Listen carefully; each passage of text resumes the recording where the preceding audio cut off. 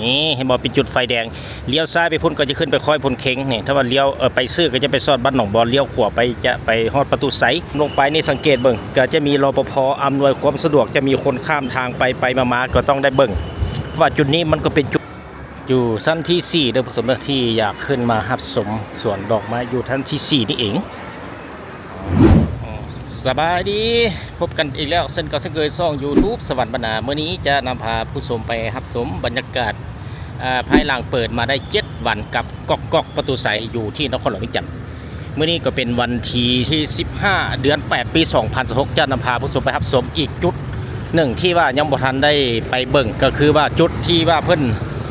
เอารถใหญ่ไปฝากอยู่สั้น2 3 4 5 6สั้นคือสั้นที่1 2 3 4 5มี6สั้นเฉพาะบนฝากรถพุ่นเพราะว่ามาแต่ละเทื่อยังบ่ทันได้ไปเบิ่งจุดนี้ว่าจะเป็นแบบใดไปเบิ่งนำกันไปเบิ่งบนทางขึ้นคอนจะขึ้นเป็นทางใดตอนนี้ข้าพเจ้าได้ย่างอยู่ตามมานี่ในถนนอาเซียนที่ว่าหลายคนฮู้ก็เต้2เป็นถนนอาเซียนในยามค่ายค่ำลงแรงวันที่15 เดือน 8 ปี 2016นอกจากนั้นแล้ว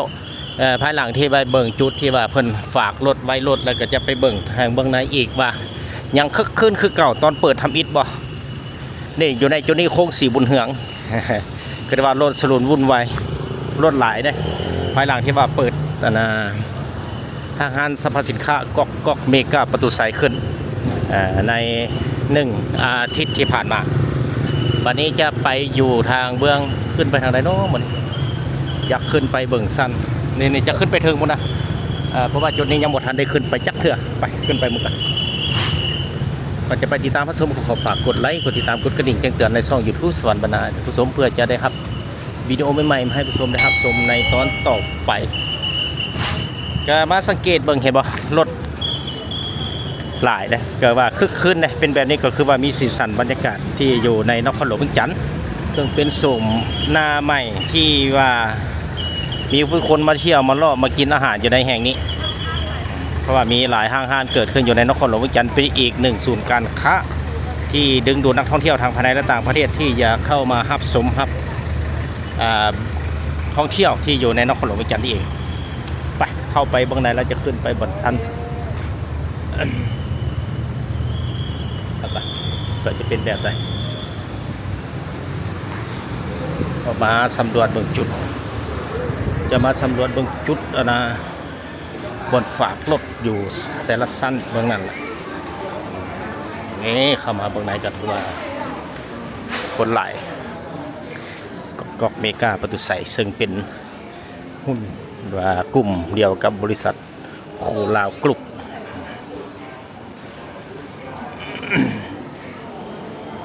จุดนี้จะเป็นจุดโซนขายเครื่องใส่เครื่องสอยเพชรเครื่องครัวเฮือนน้ำปลาซีอิ๊วอื่นๆแต่ละมาสุดก่อนจะเป็นอาหารแส่แข็งน้ำมันประกอบอาหารซอสปรุงชูรสอยู่ในจุดนี้นี่ก็จะมีบอกเป็นโซนเป็นจุดนั่นเองไปขึ้นไปนะบุกเทิงไปแต่มาสังเกตบางแล้วนี่ก็ยังมีคนมาหลายแต่ยังคึกคืนคือเก่าโอ้ออกไปทางใดละบ้านจุดนี้ก็จะเป็นจุดขายผัก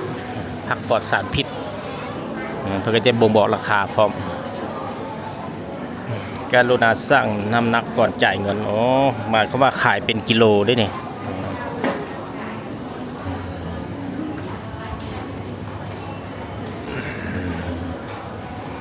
คือถือว่ามาเที่ยวมาชมมาซื้อได้ถือว่าในเมื่อก่อนเพิ่นติดป้ายห้ามถ่ายรูปและวิดีโอบัตรนี้เพิ่นก็สามารถเปิดให้ถ่ายรูปรับชมได้ออกไปทางใดนี่จะเป็นตลาดทั่วเรียนทั่วเรียนหมอนทองลาว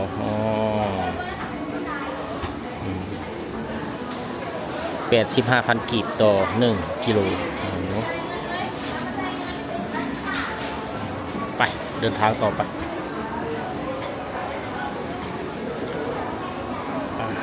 ไปให้ทั่วไปให้ครบ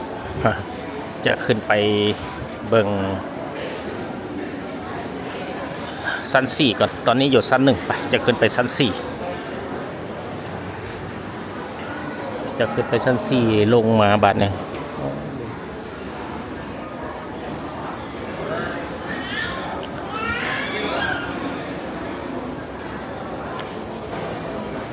ถ้าขึ้นไปนำดิบเพราะว่าบันลงมาจะขี่คันไดเลื่อนรถมาพาผู้ชมไปรับชมอยู่ในจุดที่ว่าเบิ่งจุดฝากรถใหญ่ที่อยู่แต่ละชั้น2 3 4 5 6เป็นเดินกว้างพอสมควรนี่เขาจะมาเบื้องนี้จะแนมเห็นจะมีธนาคารลาวจีนแนมเข้าไปก็จะเห็นจุดเป็นไฟแดงอีก1จุดสำกับแลนด์มาร์คได้เอ้ยเห็นปะจะเห็นอยู่ในเบื้องทางหน้านี่ก็เป็นธนาICBC และแนมลงไปรูปนี้ก็จะเห็นเป็นจุดหนึ่งที่ว่าเป็นบ่อนไฟแดงบ้านโพนสะอาดนี่เห็นบอกเป็นจุดไฟแดงเลี้ยวซ้ายไปพุ่นก็จะขึ้นไปค่อยพลเค็งเนี่ยถ้าว่าเลี้ยวไปซื้อก็จะไปซอดบ้านหนองบอลเลี้ยวขวาไปจะไปฮอดประตูไสในสิ่งที่ผู้ชมเห็นอยู่ในนี้ก็คือเป็นถนนอาเซียนจะมีรถเบื้องขาออกจะรถติดเป็น2แถวในเบื้องนั้นก็เป็นรถขาเข้าไปในเมืองและอยู่ในจุดเบื้องนี้ก็จะเป็นบนรถที่ขึ้นมาสั้นแต่ละสั้นนี่ไปจะย่างไปฮอบสำกับแลนด์มาร์คสมย่างเลาะเบิ่งก่อนเบิ่งจุดสวยงามในนครหลวงเวียงจันทร์เด็กจุดต้องขอขอบใจ FC ทางภายในและต่างประเทศที่ช่วยเสียสนับสนุนช่อง YouTube สวรรค์บรรณาด้วยดีเสมอมาโอ้อยู่ส่วนลุ่มก็ถือว่ารถติดพอสมควรเลยเป็นบ่อนจอดรถอยู่พุ่น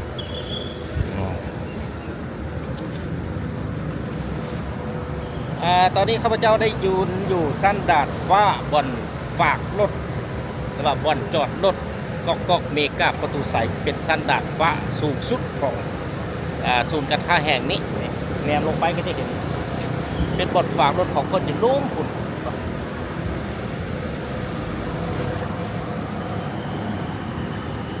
ข้างหลังมีเดินเทนนิสบ่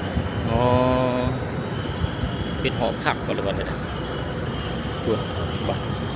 จุดพุ่นก็จะเป็นบนฝากรถเรียนสับลาบเลยคือว่าสถานที่ฝากรถของเพิ่นนี่รถใหญ่นี่ถือว่าห้องฮับนักท่องเที่ยวและผู้คนที่จะมาเลาะตลาดมาซื้อเครื่องอยู่ในศูนย์การค้าก๊อกเมกาประตูไซนี่ก็ถือว่าเป็นอีก1จุดที่ว่าห้องฮับได้หลายพอสมควรคิดว่าต่อไปพุ่นอยู่ในช่วงเพื่อนยังปรับหันอาจจะเป็นขยายต่อไปเฮ็ดเป็นหมดจอดรถออกไปตื่มจะเป็นนานาจุดศูนย์การค้าใหญ่พอสมควรแนมลงไปนี่สังเกตเบิ่งก็จะมีรปภ.อำนวยความสะดวกจะมีคนข้ามทางไปมาก็ต้องได้เบิ่งว่าจุดนี้มันก็เป็นจุดโค้งของถนนอาเซียนนี่เองนี่บอกสังเกตเบิ่ง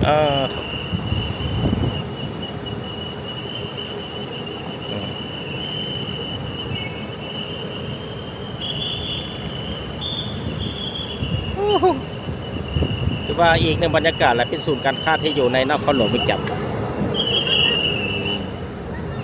ตอนนี้ก็มีผู้คนเลยกำลัง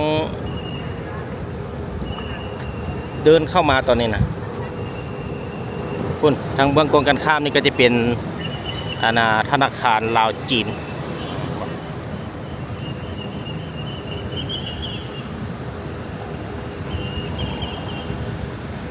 ขอโทษขออภัยมือใหม่เลย บิดขึ้นบิดลงอยู่นี่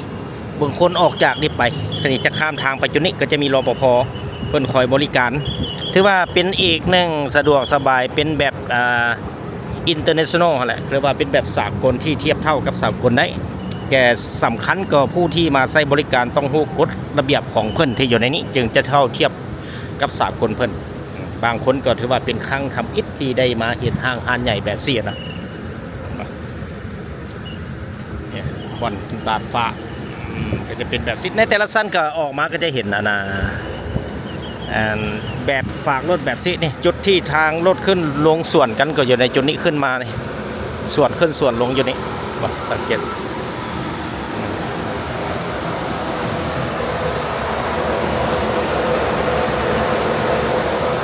เป็นจุดส่วนรถขึ้นรถลง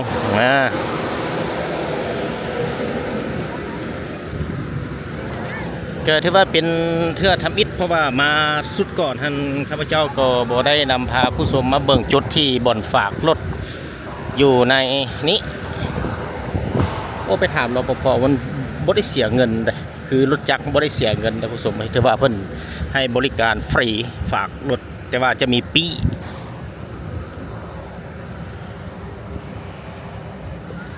ไปถามรปภก่อน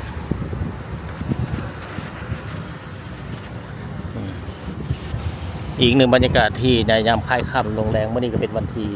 15 เดือน 8 ปี 2026สบายดีถามได้อันรถนี่บ่ได้เสียเงินนี่มันวะคือรถจักรก็บ่ได้เสียเงินนะมีแต่เขาจัดสรรอยู่ในนี้เลยอ่ะบ่โอ้ขอบใจก็ถือว่ารถใหญ่มาจอดอยู่ในนี้เขาจะบ่ได้เสียเงินเด้อก็ถือว่ามีแต่ว่าเพิ่นจัดสรรให้เป็นระเบียบการจอดของเขาบัดนี้จะลงไปเบิ่งสั้นที5 ลงไปเบิ่งจุดทางพนาเพิ่นให้คนย่างลงบ่ย่องไปตามเส้นทางบนรถลงเลยล่ะ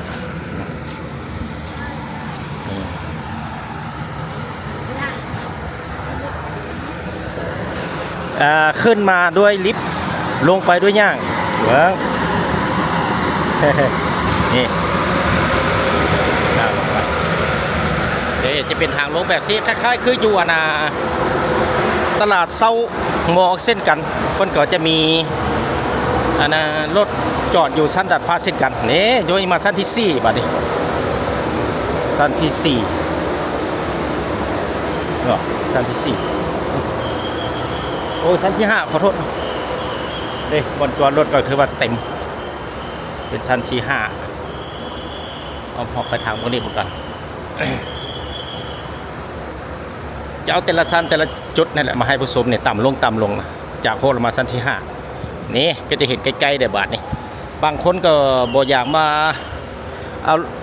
รถขึ้นมาไว้ชั้นดาดฟ้านี่ก็ไปฝากอยู่พุทธกันแล้วแต่ความสะดวกไผมันอยู่พุทธก็ถือว่ามีเจ้าหน้าที่เพิ่น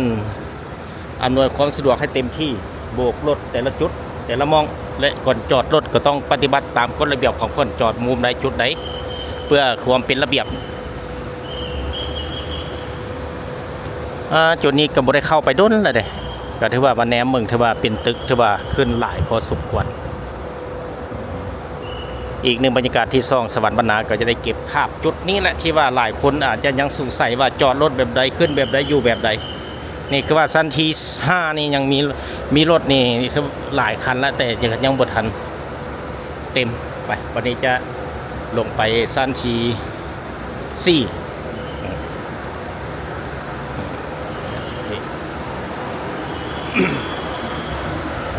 จะเป็นอีกหนึ่งบรรยากาศที่เรายังได้เห็น ห้างใหญ่ๆที่เกิดขึ้นอยู่ในนครหลวงเวียงจันทร์เพราะนี่เป็นบุญตาได้เห็นอำเภอกุสุมไปชิว่าบ้านนอกก็สุดแล้วแต่เพราะว่าบ่เคยเห็นแบบนี้เลยก็เลยได้ว่าได้มีโอกาสได้มาชมวันนี้ลงไปชั้นที่4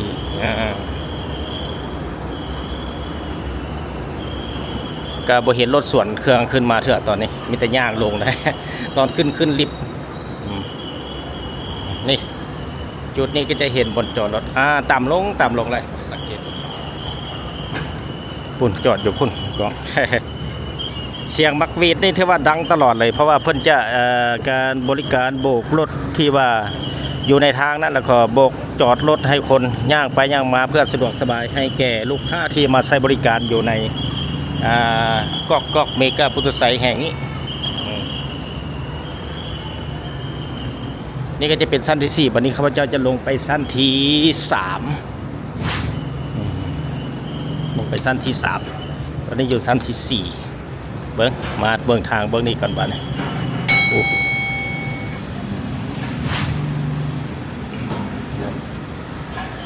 คุณจะเตรียมไปเบื้องหน้าจะไปเบิ่งใกล้ๆอยู่ในจุดที่ว่าในแต่ละจุดแต่ละสั้นเขาจอดรถเลยก็เข้าไป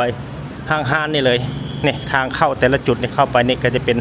ชั้นที่4ที่จริงแล้วเพิ่นก็ได้มีการเขียนบอกละเอียดแหละเขามาคือว่าไปตามป้ายที่เพิ่นบ่งบอกหันก็สะดวกสบายที่ว่าเขามาใช้บริการอยู่ในศูนย์การค้าแห่งนี้เอง นี่เห็นบ่ต่ำลงต่ำลง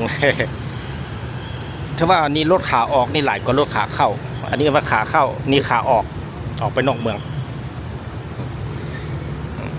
สวยงามยามแรงวันที่15 เดือน 8 ปี2016 2วีที2สวัสดิ์บรรณาก็ได้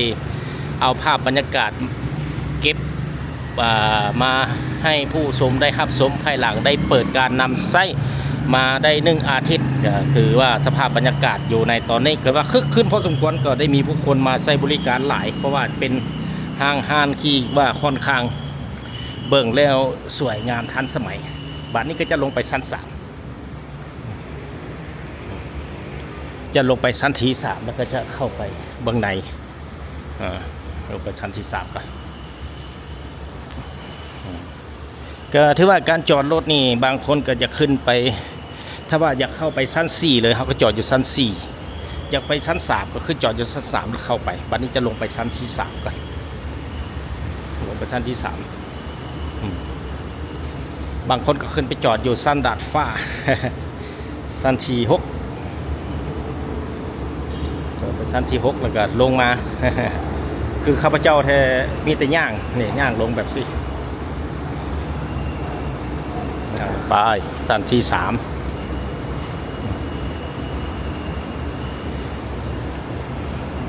ที่ว่าในแต่ละชั้นเพิ่งก็ได้มีการบ่งบอกคือกันแต่ละจุดแต่ละมองเป็นแบบสิมาเบิ่งจุดนี้สังเกตถ่ายตัวเอง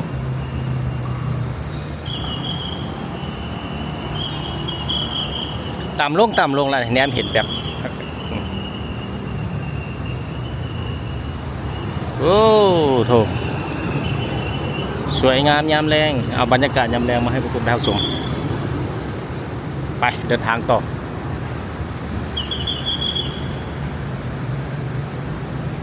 มาเบิกจุดนี้บาทนี่บางคนก็กำลังมาเด้บางคนก็เมื่อบางคนก็มาเพราะว่าห้านอนาสินค้าห้านอนานี่เพิ่นเปิดให้บริการแม่นเริ่มแต่9 โมงเช้าจนฮอด22 โมงกลางคืนบัดนี้จะย่างเข้าไปทางบ้านในครับต้องขอบใจ FC ทางภายในและต่างประเทศที่ช่วยเสียสนับสนุนช่อง YouTube สวรรค์บรรณาด้วยดีเสมอมาบัดนี้จะเข้าไปเบื้องในละเพราะว่า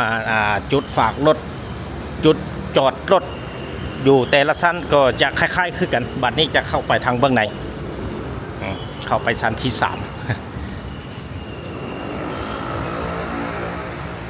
ก็ไปชั้นที่3แล้วบัดนี้ไปเบิ่งเพื่อนขายเครื่องนี่ก็แต่ละคนนี่ก็นี่ออกมาจุดนี้นี่เข้าไปไหนก็จะมีแต่ละชั้นเย็นนี่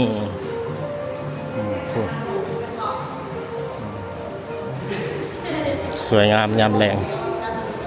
ก็ที่ว่ามาชั้นที่3นี่ก็จะเป็นห้างชั้นที่ว่าขายเครื่องแฟชั่นต่างๆเบิ่งจะมีจุดประเภทแนวใดไปเบิ่งใกล้ๆกัน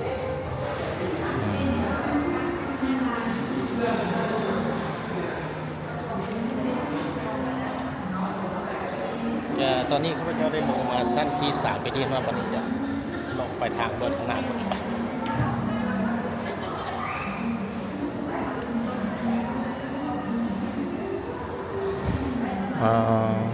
บาทนี้ไปเบิ่งชุดตกแต่งจะสลายจะเป็นเครื่องแฟชั่นเป็นกระเป๋าจะเป็นกระเป๋าแบรนด์ต่างๆอยู่ในนี้จะเป็นกระเป๋าอื่นๆโอ้สุดยอดเลยในส่วนทางบนนี้ก็จะเป็นบนขายเกิบขายเครื่องทั้งสุดสนใจซื้อเกิบก็มาสั้นที่3นี่เด้อผู้ชมเด้อแต่ว่าจะเป็นอีก1ห้างที่ว่าเพิ่นเห็นเกิบเป็นเกิบแล่นเกิบเตะบานอื่นๆครบอย่างนี้ก็จะมีทั้งหมวกทั้งอย่างพร้อม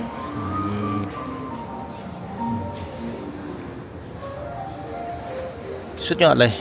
สวยงามการจัดวันนี้จะในแต่ละจุดนี่ก็มีลิฟต์นะเขาบ่อยากย่างเขาบ่อยากขี่คันไดเลื่อนก็สามารถขี่ลิฟต์ได้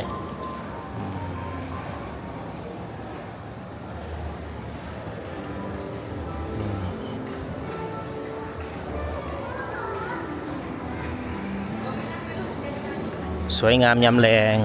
บาทนี่จะนี่แต่ละชั้นนี่ก็ถือว่าเพิ่นก็ได้มีการบ่งบอกในสังเกตรถชั้นที่3ก็จะเป็นแฟชั่นสุขภาพและความงามคริสเวิร์ส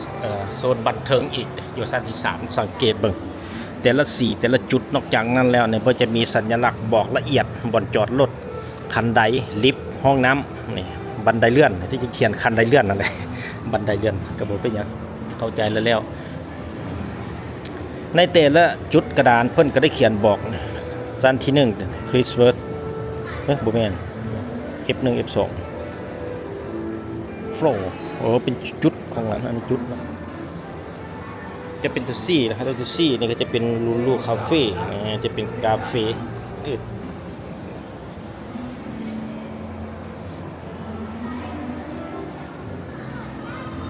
ไปบัดนี้จะย่างไปทางเบิ่งทางนี้ค่อยชมค่อยเบิ่งในชั้นที่3เพราะว่าเพิ่นจัดเป็นโซนเป็นจุดเฉพาะเลยเป็นจุดเฉพาะเราอยากซื้อเครื่องประเภทใดเราก็มาเบิ่งป้ายอยู่ในนั้นแรกก็จะเห็นบอกเฉพาะว่าโซนขายเครื่องแบบใดเพราะว่าบัดนี้จะลงไปอยู่ชั้นที่นี่จะมีคันไดเลื่อนอยู่ในจุดนี้นะเขาบ่อยากขึ้นลิฟต์หรือว่าย่างขึ้นตามคันไดมันก็มาตามคันไดเลื่อนนี่ก็ได้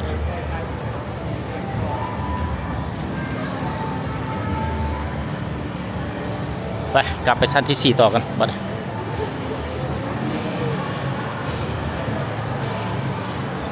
ขึ้นไปชั้นที่3กันหลังจากนั้นจะไปชั้นที่4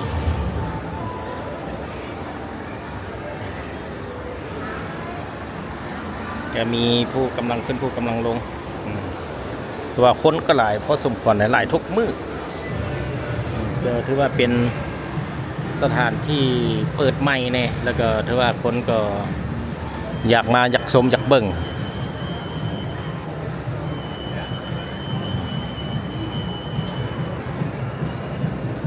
โซนนี้ก็จะได้กลับมาเบิ่งจะเป็นสวนดอกไม้สวยงามเป็นสวนดอกไม้นี่มาเบิ่งคืนอีกแกซ่องสวรรค์บรรณาก็ถือว่าผ่านมาก็บ่ได้มาฮอดจุดนี้ก็ถือว่ามือนี้ก็เป็นอีก1จุดที่ว่าเอามาให้ผู้ชมรับชมมีนี่ชั้นที่4นี่ก็จะเป็นสินค้าพรีเมียมและสินค้าคัดสรรจากทั่วโลกจะอยู่ในชั้นที่4เพิ่นจะเขียนเป็นตัวหนังสือสีฟ้า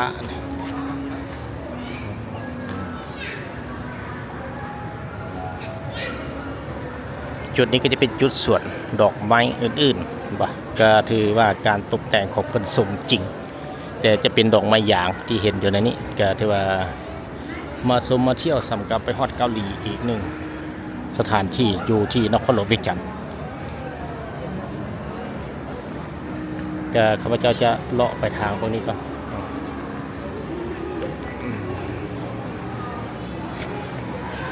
เลาะไปทางเบื้องทางนี้เราจะ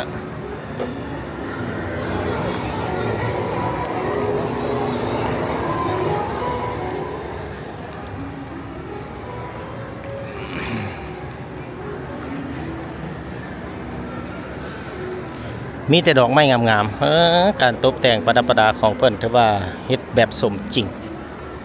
ดอกไม้แต่ละชนิดแต่ละจุดแต่ละหม่อง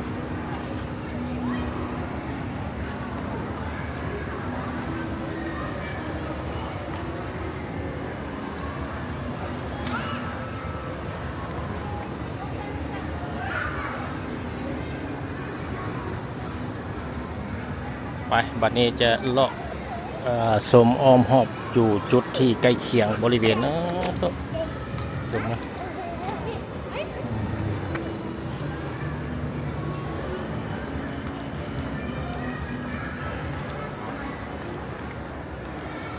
อยู่ชั้นที่4โดยผสมที่อยากขึ้นมาหับสมสวนดอกไม้อยู่ชั้นที่4นี่เองวันนี้ข้าพเจ้าจะย่างเลาะไปพุดโค้งไปพุดโค้งไปบึงจุดทางบนละถือว่าเพิ่นก็ได้แต่ละจุดแต่ละมองที่เพิ่นก็ได้เขียนป้ายติดไว้ห้ามเข้าอย่าเข้าทางไหนไปเด็ดสมเบิ่ง ถ่ายรูปถ่ายหอยได้ห้ามเข้าไปทางใดมันเด็ดขาดเพิ่นเขียนไว้นั่นน่ะก็ถือว่าสุดยอดการตกแต่งสีไม้ลายมือของเจ้าตกแต่งแบบสไตล์ของเกาหลีพี่เอง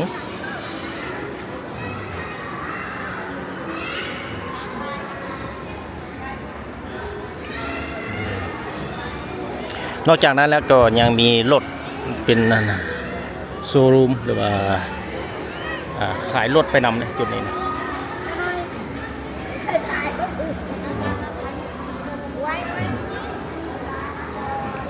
นี่หลอกไปโอ้ดอกบัวดอกกุหลาบใหญ่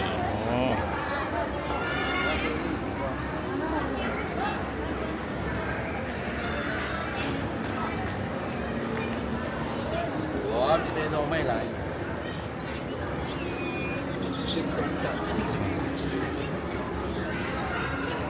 สวยงามไปวันนี้ก็ได้ย่างต่อไปอยู่ทางเบิกทางนั้น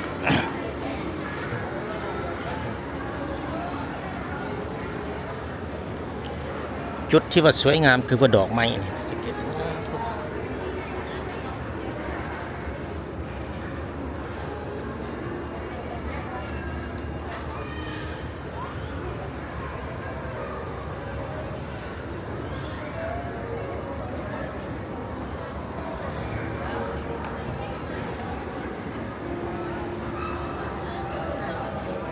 ไปจะขึ้นไป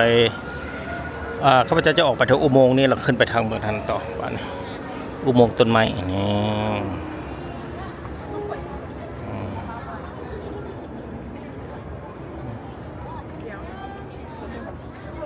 อุโมงค์ต้นไม้อุโมงค์ดอกไม้จุดนี้ถือว่าเพิ่นก็ได้ประดับประดาถือว่าสุดยอดเลย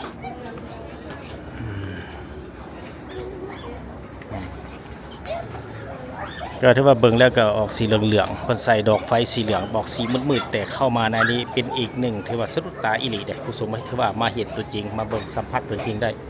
อยู่ที่กอกเมกาประตูไซนครหลวงเวียงจันทน์ซึ่งเป็นห้างร้านใหญ่พอสมควรที่เปิดใหม่ๆมันมาได้7วันผ่านมาเมื่อนี้ก็เป็นวันที่15เดือน8ปี2020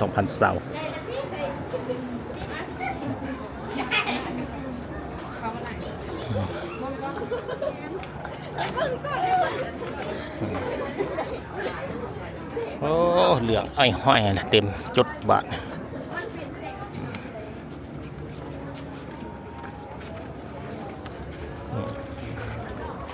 ก็ถือว่าผู้คนก็หลายมาเลาะมาเที่ยวถือว่าหลายพอสมควรนี่ก็ได้ออกมาสอดทางบนนี้ละบ้านนี่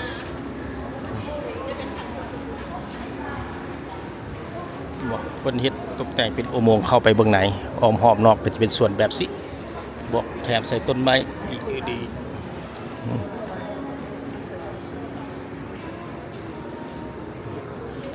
ก็ถือว่าสถานที่แห่งนี้ก็เป็นอีกหนึ่งจุดที่ว่าดึงดูดนักท่องเที่ยวหลายพอสมควรนะผู้ชมอีกเป็นอีกหนึ่งบรรยากาศที่แขกไทยไกลมาก็ได้มาชมมาเบิ่งงามอลังการส่วนหลายก็จะมีทั้งครบทุกสัญชาติในทั่วโลกนักท่องเที่ยวมาก็ได้มาชมแห่งใหม่อยู่นี่ไปขึ้นไปสั้นสิขึ้นไปถึงเบิ่งก่อน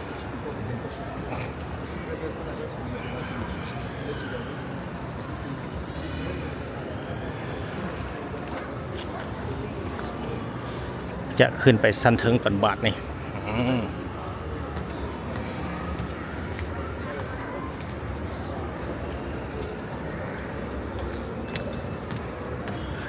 ตอนนี้ข้าพเจ้าก็ได้ขึ้นมาอยู่ในสั้นเบื้องเทิงเห็นปะแนมลงไปนี่เห็นยอดเป็นแบบคล้ายๆคือแบบเห็นตัวจริงเลยผู้ชมไหมที่ว่าเห็นปลายยอดดอกไม้ต้นไม้เป็นป่าไม้อยู่ในจุดเบื้องรูปนี้ที่เห็นอยู่ในนี่ในโซนที่เบื้องนอกรอบพุ่นก็จะเป็นบ่อนขายรถโฆษณาขายรถเป็นจุดวางแสดงขายรถพร้อมจะเป็นรถเกาหลีจะเป็นรถไฟฟ้ารถมีแต่คันงามๆ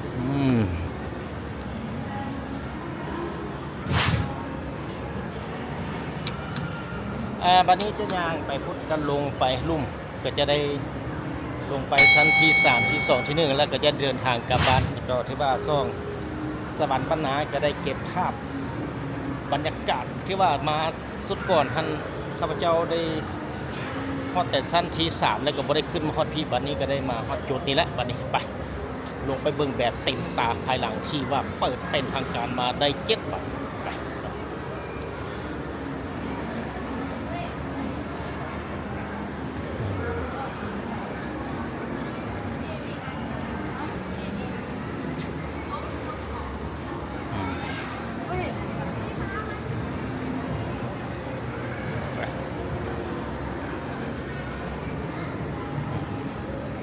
อีกหนึ่งบรรยากาศที่ว่าได้ชมอย่างเต็มตาชมไหมสับกลับขึ้นมาภูเขาเลยจุดนะ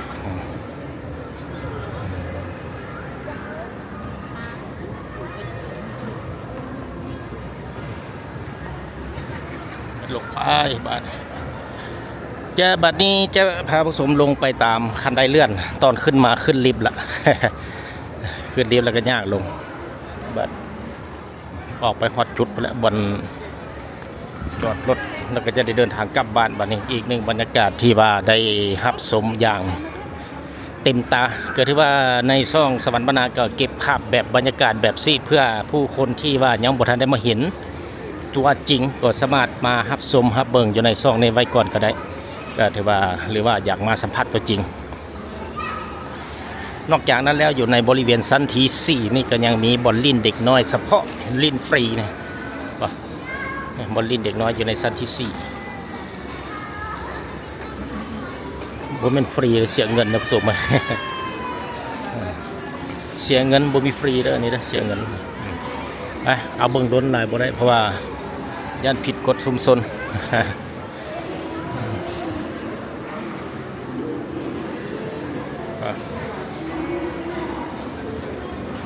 ระหว่างชั้นที่4ลงเป็นพักลมนี่จะเป็นแบบคันไดลงจะบ่มีคันไดเลื่อนพูดคันไดเลื่อนจะมีอยู่ชั้นต่อไปจากอาณา4ลง3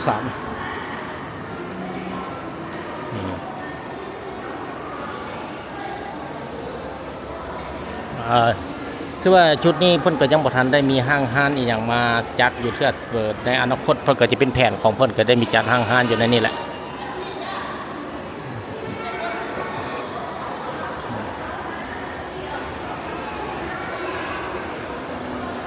ชั้นที่4ลงไปหาชั้นที่3แล้วก็ลงไปชั้นที่2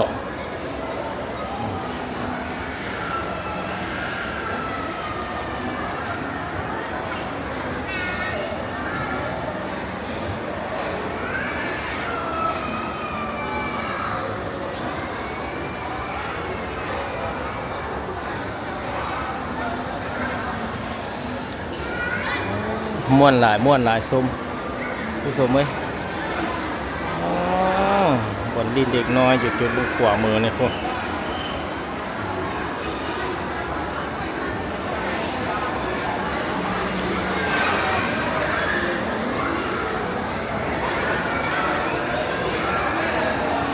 ลูคาเฟ่จุดนี้ก็จะเป็นอีกหนึ่งจุดที่ว่าเป็นบอลลินเด็กน้อยพร้อมสังเกตเบิ่งจะมีเด็กน้อยเรียนอยู่ในทางบุกขวานี่นอกจากนั้นก็ยังมีพ่อแม่ประชาชนที่เพิ่นก็ได้พาลูกพาหลานมาเล่นแล้วก็นั่งสมอยู่ในแห่งนี้ถือว่าอีกหนึ่งจุดศูนย์ใหญ่พอสมควรอยู่ในชั้นที่4เป็นแลนด์มาร์คของเด็กน้อยไปลงไปชั้นที่ลงไปชั้นที่2บัดนี้ตอนนี้อยู่ชั้นที่3ขอโทษว่าผิดเมื่อกี้นี่บัดนี้จะลงไปชั้นที่2แล้วจะเดินทางไปกลับบ้านกันต้องขอบใจ FC ทางภายในและต่างประเทศที่ช่วยเสียสนับสนุนช่อง YouTube สวรรค์บรรณาด้วยดีเสมอมาเพื่อจะได้รับวิดีโอใหม่ๆให้ผู้ชมได้รับชมในตอนต่อไปตอนนี้ก็จะลงไปชั้นที่2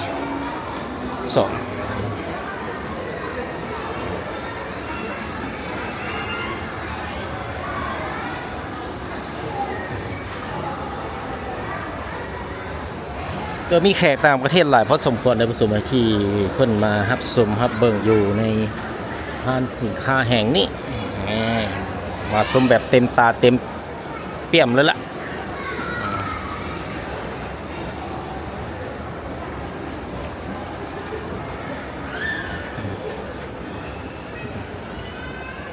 สั้นที่2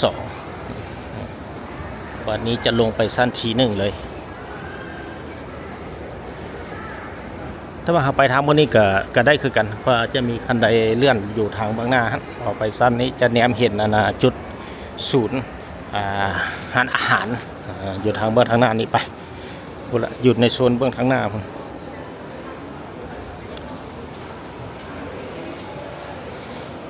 ที่ว่าการตกแต่งของเพิ่นนี่เป็นระดับ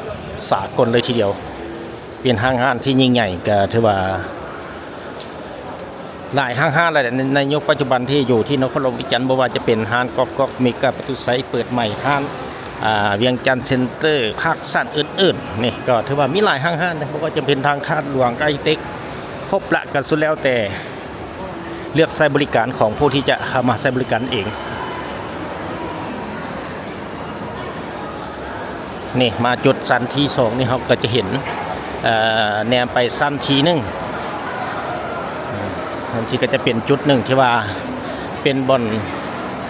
วางแสดงขายรถนี่เห็นบ่แนวลงไปคนนี้ก็ถือว่ายังหลั่งไหลมาพอสมควรก็ยังมาหลายคือเก่าก็เทียบเท่ากับมือเปิดทำอิฐในวันที่8เดือน8ปี2006ที่ผ่านมานั่นเองคนก็ยังมาหลายคือเก่ามานี่ย้ำทั้งหมด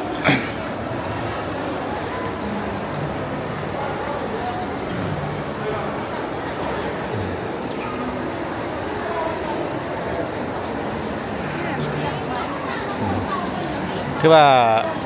ถึกช่วงกำลังผู้คนมาตอนนี้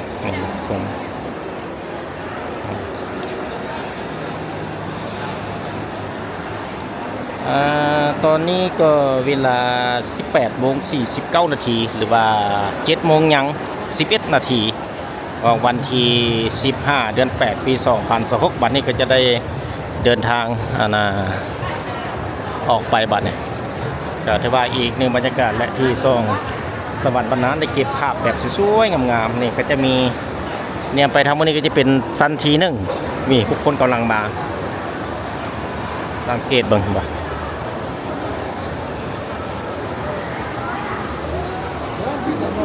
ไปลงไป想踩那个，我ไม่หิวข้าวเราก็เลยมาถ่ายไม่หิวข้าวพี่เองที่แบบคนส่ง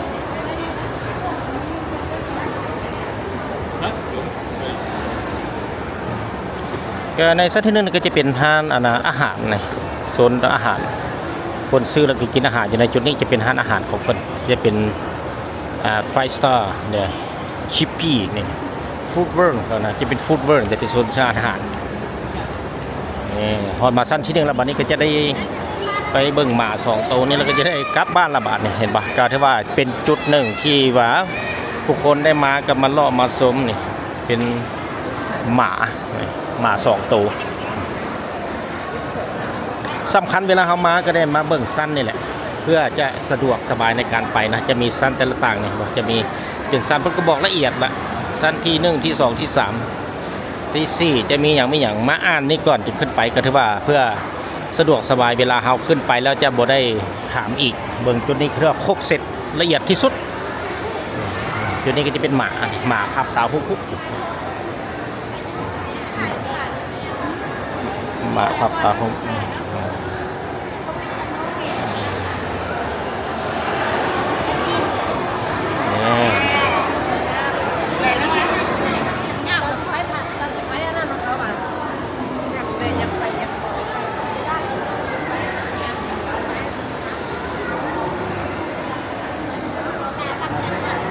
หน้าหักมา2ตัวก็ว่าห้ามจับห้ามขึ้นเหยียบก็มีแต่ว่าถ่ายรูปอยู่ในขอบเขตนอกได้ในสังเกตตรงเพราะว่า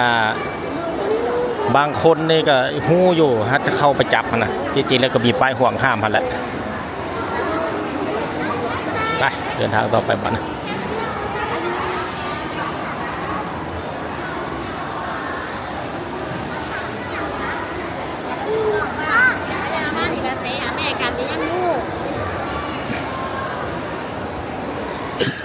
ขอโทษ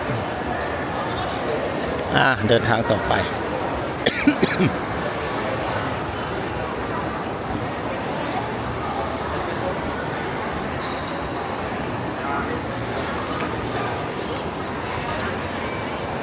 ก็ถึงช่วงกำลังคนมาแหละตอนนี้ก็เวลา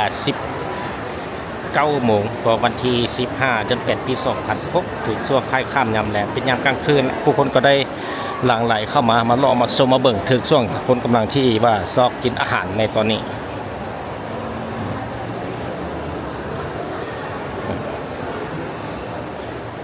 ไปก็มีแต่จะได้เดินทางกลับบ้านละมาฮอดจุดเก่าละผู้ชมก็ถือว่าอีกหนึ่งบรรยากาศที่ซ่องสวัสดิ์บรรณาได้เก็บภาพเกือบทุกจุดทุกมุมที่อยู่ในตึกก๊อกเมกาโปรตุไซแห่งนี้ก็จะได้มีการอัปเดตในแต่ละระยะมาให้ผู้ชมนั่นเองเดินทางกลับบ้านบาดนี่ในโซนพวกนี้ก็จะเป็นเป็นกระเป๋าของเล่นของเล่นตุ๊กตาเด็กน้อยนี่เป็นจัดสรรอยู่ในจุดนี้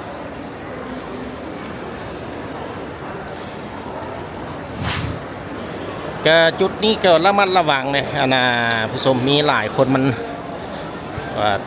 ยันเตะสะดุดนะนี่จุดนี้แหละที่ว่ามีหลายคนโยย่างมาบทันได้สังเกตมันวูบลงนะจุดนี้แล้วที่จริงแล้วเป็นคันไดนะคันได3 ขั้นในสังเกตเดี๋ยวนี้เพิ่นมันก็บ่ได้ยากหรอกที่เขาสังเกตสำคัญเพิ่นเฮ็ดสีเหลืองนี่เป็นขั้นเป็นพักนี่เขาก็ระวังเอานี่แหละหลายคนมามันกลมเกี่ยวกับกลมกลืนกับพื้นนี่แหละบอกสังเกตลงไปสังเกตก็บ่ออกเป็นคือว่าเป็นพื้นเพียงที่จริงแล้วเป็นพักจุดนี้แล้วมันระวังเอาเท่านั้นแหละสำคัญไปวัน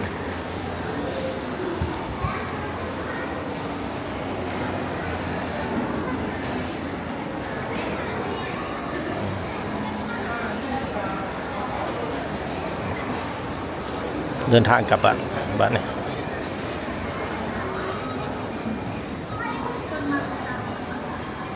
คือว่าแบบเต็มเปี่ยมเลยผู้ชมไหมฮับสมวันนี้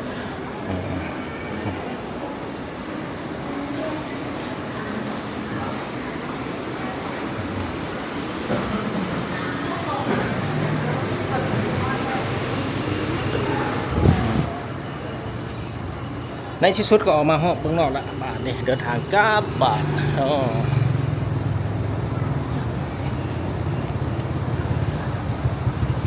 เป็นจังไดนะครับผู้ชมมาฮอดนี้การนำเสนอวิดีโอตอนนี้ก็ได้จบลงเพียงเท่านี้พบกันใหม่ในตอนต่อไปมาฮอดนี้ขอลาก่อน